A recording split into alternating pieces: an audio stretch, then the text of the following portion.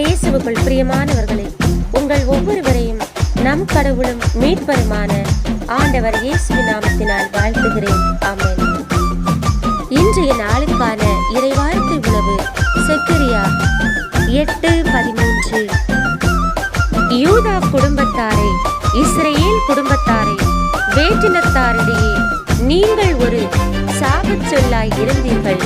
இப்பொழுதோ நான் உங்களை மீட்டருளேன்.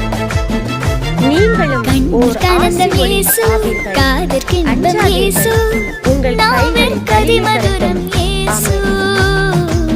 இயேசுவுக்கு பிரியமானவர்களே, இன்றைய நாளில் ஆண்டவர் தருகின்ற